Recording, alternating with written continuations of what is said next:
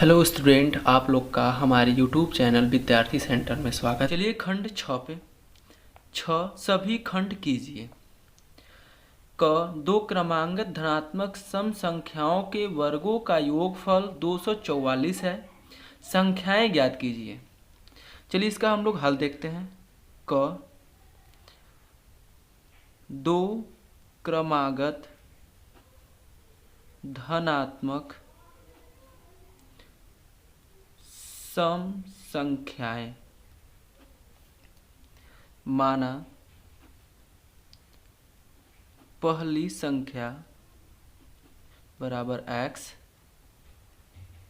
दूसरी संख्या बराबर x प्लस 2।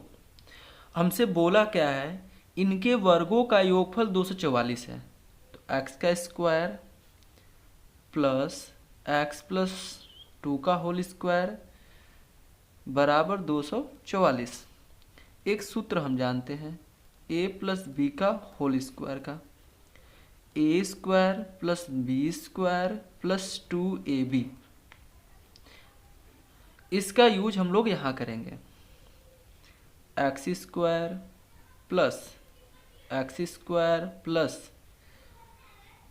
4x प्लस 4 बराबर 244। अब उसको तोड़ दीजिए। X square plus 4x plus 4 बराबर 244। X square 2x square plus 4x plus 4 बराबर 244। अब इसमें से दो कॉमन करिए। X square plus 2x plus 2 कोष्टक बंद बराबर 244। 2 से इसे डिवाइड कर दीजिए तो 122 मतलब 122 आएगा यहाँ पे। तो x square plus 2x plus 2, इसको पक्षांतर ला दीजिए तो माइनस 122 बराबर 0 बराबर x square plus 2x minus 120 बराबर 0। अभी हमारा द्विघात समीकरण बन गया, इसका गुणनखंड करते हैं हम लोग। तो x square plus 12x minus 10x minus 120 बराबर 0। अब इसमें इन दोनों में से कॉमन करते हैं, इन दोनों में से तो x कॉमन, तो x plus 12 minus 10 x plus 12 बराबर 0। अब ये दोनों कॉमन करेंगे तो x प्लस 12 x माइनस 10 बराबर 0। अब इन दोनों को अलग अलग हम शून्यक बनाएंगे तो x प्लस 12 बराबर 0 एक साथ लेंगे, x माइनस 10 बराबर 0 लेंगे। तो x बराबर माइनस 12, x बराबर 10। हम इसको नहीं लेंगे, माइनस वाली संख्या नहीं लेंगे, प्लस वाली संख्या लेंगे हम। अब आते हैं अपने ऊपर वाले। ऊपर क्या कहा गया, दो क्रमांगत धनात्मक सम संख्या। पहली संख्या x यानी 10 होगा, दूसरी संख्या x प्लस 2 है। तो x का मान रखिए 10 प्लस 2 बराबर 2। अतः दो क्रमागत धनात्मक सम संख्याएं 10, 12 होंगी। यही हमारा क्या होगा, आंसर होगा।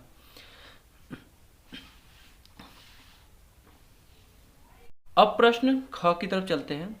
दी गई आकृति में त्रिज्यखंड ओ ए सी बी कामा 3.5 सेमी त्रिज्या वाले वृत्त जिसका केंद्र O है का चतुर्थांश है। यदि OD बराबर 2 सेमी है तो छायांकित भाग का क्षेत्रफल ज्ञात कीजिए, और ये हमें फिगर दिया है। चलिए इसका हम लोग हल देखते हैं। ख पहले हम फिगर बना लेते हैं। फिगर बनाने के बाद फिर इसका अलग अलग क्षेत्रफल निकाला जाएगा। निकालने के बाद इसका छायांकित भाग हम लोग निकाल लेंगे। तो पहले चलिए फिगर बना लेते हैं।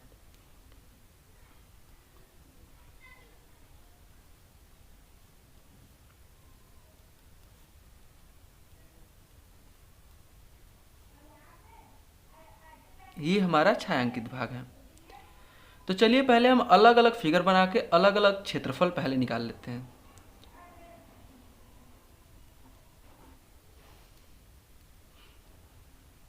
अलग फिगर बनाते हैं।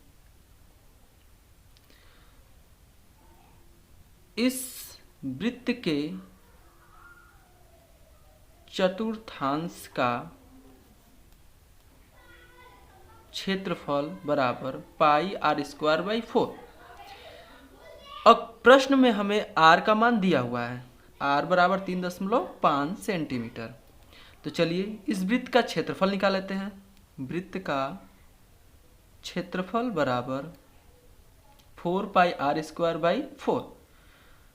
तो 22/7 गुणते 3.5 का होल स्क्वायर सबके बटे 4।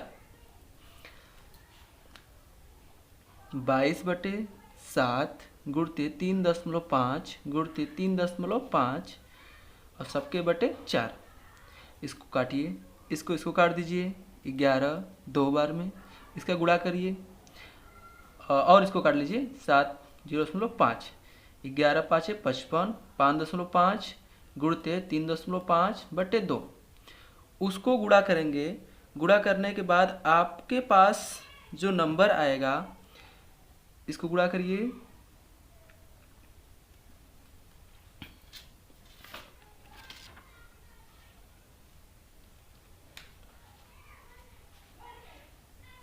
उन्नीस 25 बटे 2। अब इसको भाग करिए तो कितनी बार में कटेगा? 9.625 सेंटीमीटर स्क्वायर। अब चलिए उस वृत्त में जो बना हुआ है एक छोटा सा और भाग है जो त्रिभुज की तरह दिख रहा है। उस फिगर को देख लेते हैं हम लोग। 3.5 और इसकी ऊंचाई दी हुई है 2 सेंटीमीटर है। यह जो आकृति है समकोण त्रिभुज की तरह है। तो इसका क्षेत्रफल त्रिभुज, इसका नाम देते हैं DOB। त्रिभुज DOB का क्षेत्रफल बराबर 1/2 गुणते आधार गुणते ऊंचाई। 1/2 गुणते आधार 3.5 गुणते ऊंचाई 2। काट दीजिए इसको। 3.5 सेंटीमीटर स्क्वायर। अतः छायांकित भाग का क्षेत्रफल बराबर कुल वृत्त का क्षेत्रफल माइनस त्रिभुज DOB का क्षेत्रफल। तो कुल क्षेत्रफल कितना आया है? 9.625 माइनस 3.5 तो 6.125 सेंटीमीटर स्क्वायर। यही हमारा आंसर होगा। प्रश्न ग की तरफ चलते हैं हम लोग। ग 5 सेमी, 6 सेमी तथा 7 सेमी भुजाओं वाले एक त्रिभुज की रचना कीजिए और फिर एक अन्य त्रिभुज की रचना कीजिए जिसकी भुजाएं दिए हुए त्रिभुज की संगत भुजाओं की 7/5 गुनी हो। चलिए इसका त्रिभुज का हम लोग फिगर बनाते हैं। फिगर के माध्यम से समझते हैं इसको हम। ग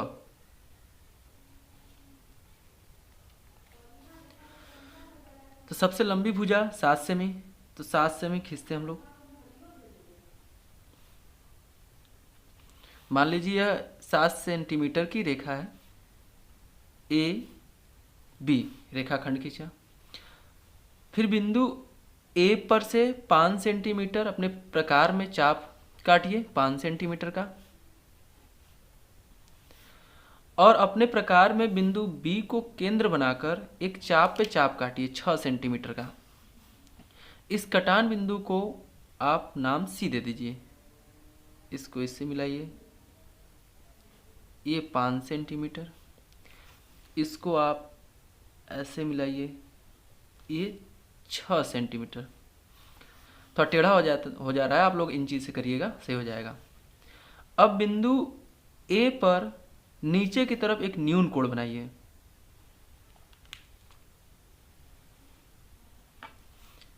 एक न्यून कोण बनाइए, यह एक्स किरण है। इस जो ए एक्स किरण है इस पे 7 सबसे, देखिए इसमें जो अनुपात दिया गया है इसमें सबसे बड़ी संख्या 7 है। तो इस जो ए एक्स किरण है इस पे चाप काटिए, बराबर भागों में होना चाहिए 7। 1 2 3 4 5 6 7। A1 A2 A3 A4 A5 A6 A7। जो नीचे संख्या दी होती है इसी से पता होता है कि जो हमारा नया त्रिभुज बनने वाला है वो त्रिभुज दिए गए त्रिभुज के अंदर बनने वाला है कि दिए गए त्रिभुज के बाहर बनने वाला है। अगर ऊपर वाली संख्या अंश से हर छोटा है तो हमारा त्रिभुज बाहर बनेगा, लेकिन अंश से हर बड़ा है तो जो नया त्रिभुज बनने वाला है वह त्रिभुज अंदर बनेगा त्रिभुज के। लेकिन यहाँ पे जो त्रिभुज बनने वाला है वह त्रिभुज दिए गए त्रिभुज के बाहर बनने वाला है। इसको हम डॉट डॉट आगे की तरफ बढ़ा देते हैं, इसको भी हम डॉट डॉट आगे की तरफ बढ़ा देते हैं। तो हम इसमें दिया है नीचे 5, तो A5 को बिंदु B से मिलाएंगे। मिला दिया हमने। मिलाने के बाद बिंदु A5 को प्रकार की सहायता से एक चाप काटेंगे। उसी नाप से बिंदु A7 को केंद्र मानकर एक चाप काटेंगे। चाप की दूरी जो होगी वही रहेगी। काटने के बाद अब अपने प्रकार में यहाँ से यहाँ तक की दूरी नापने के बाद यहाँ से इस पे नोक रखेंगे, प्रकार की नोक रखेंगे और एक एक चाप ऐसे काट देंगे। यहाँ से यहाँ की दूरी होनी चाहिए। काटने के बाद इसको हम डॉट डॉट आगे की तरफ बढ़ाएंगे। जो ए बी रेखाखंड को आगे बढ़ाया है उसमें हम नाम आगे बी डैश दे देते हैं। ठीक है। अब बी डैश पे भी ए जो बी सी है रेखा उसके समांतर रेखा खींचेंगे। तो उसके समांतर रेखा खींचने के लिए पहले हम बिंदु बी को केंद्र मानकर प्रकार की सहायता से एक चाप काटा। उसी नाप से बिंदु बी डैश को दूरी लेकर एक चाप काटेंगे। काट लिया आप लोग। काटने के बाद अपने प्रकार में यहाँ से यहाँ तक की दूरी नापिएगा प्रकार से, वही दूरी यहाँ पे रखकर यहाँ पे काटिएगा।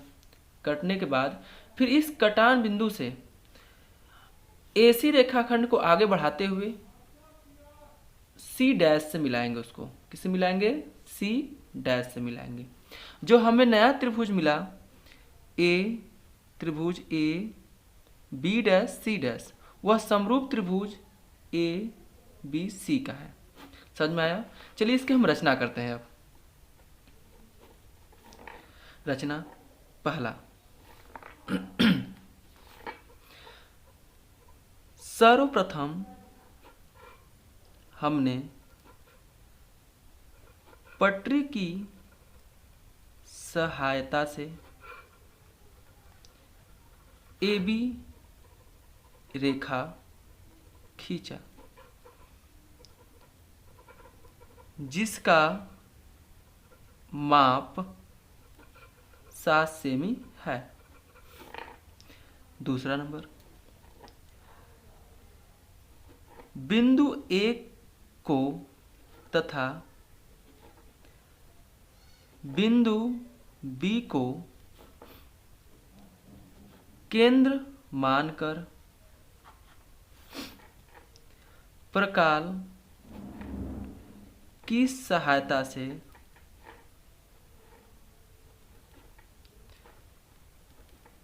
क्रमशः 5 सेमी तथा 6 सेमी का चाप काटा तथा उस कटान बिंदु का नाम C दिया। इतना समझ में आया? तीसरा देखिए, अब बिंदु ए को केंद्र मानकर एक नीचे की तरफ न्यून कोण बनाया। जैसे जैसे किए हैं फिगर में वैसे वैसे बनाना है। चौथा नंबर, जो किरण ए एक्स खींचा। पांचवा नंबर,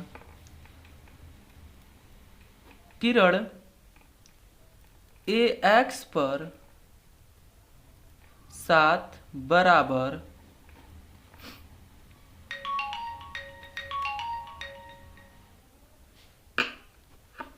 चाप काटा, अर्थात A1, A1 A2, A2 A3, A3 A4, A4 A5 बराबर A5 A6 बराबर A6 A7। छठवां नंबर चलते हैं।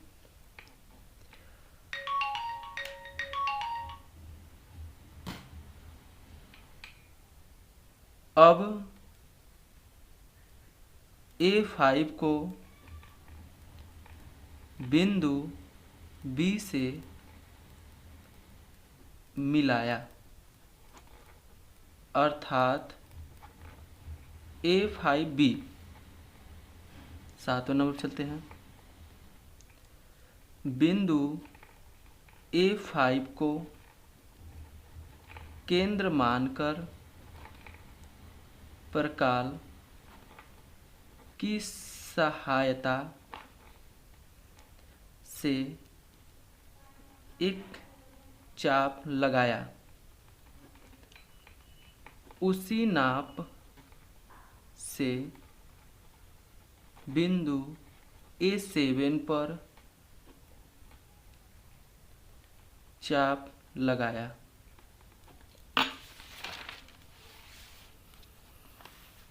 इतना समझ में आया। अब आठवें नंबर पे, फिर ए बी रेखा खंड को आगे बढ़ाते हुए B-A7 को मिलाया। नवा नंबर, फिर बिंदु B को केंद्र मानकर एक चाप लगाया तथा उसी नाप से बिंदु B डैश पर एक चाप लगाया। इतना समझ में आया। 10वें नंबर पे ये, फिर AC रेखाखंड को आगे बढ़ाते हुए B-C- को मिलाया। जैसे जैसे हमने फिगर बनाया है वैसे वैसे लिखना है आपको, और कुछ नहीं करना है। अतः हमें एक अभिष्ट त्रिभुज